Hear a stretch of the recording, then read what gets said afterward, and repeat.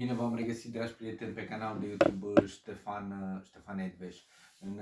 Înainte să pregătim acest filmuleț, am aflat că astăzi, în mini-vacanța de 1 decembrie, românii au parcurs distanța București-Comarnic în aproximativ 5 ore.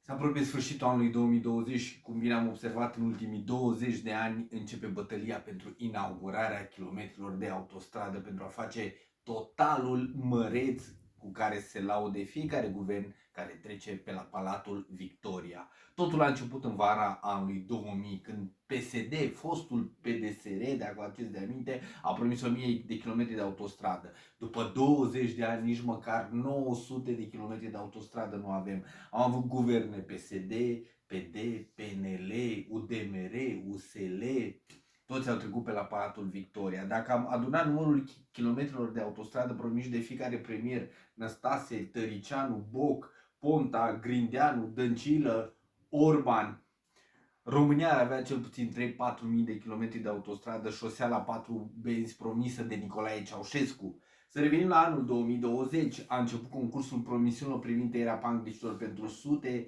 și mii de kilometri de autostradă. În următorii 4 ani, fiecare guvern desenează sute și mii de kilometri de autostradă. Începe cu PNL, programul pentru următorii 4 ani. Dacă în urmă cu 4 ani, în 2016, aveam 3000 de kilometri de autostradă promiși de PSD, în următorii 10 ani doar 200 au fost finalizați din 2016 până astăzi. Guvernanții sunt mai poderați în acest moment. Spun că vor finaliza aproximativ 1000 km de șosea la 4 benzi până în 2024. Mai exact 970 de km de autostradă și drumuri expres, din care 660 km de autostradă și 310 km de drum expres.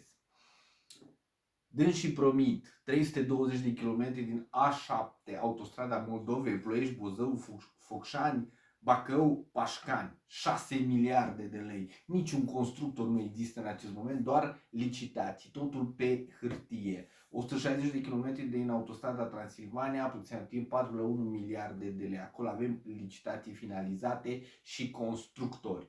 43 de km din autostrada Sibiu-Pitești, secțiunea 1 și secțiunea 5. 100 de kilometri din centura capitalei. Știți foarte bine că doar jumătate din centură este, pentru jumătate semnat contractul, se face proiectarea și sunt mici lucrări.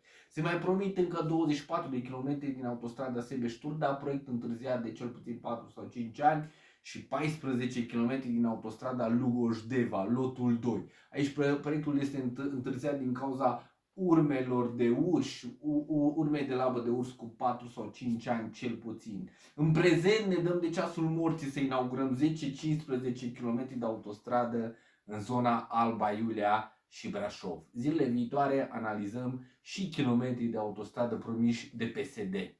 Rămâneți cu bine!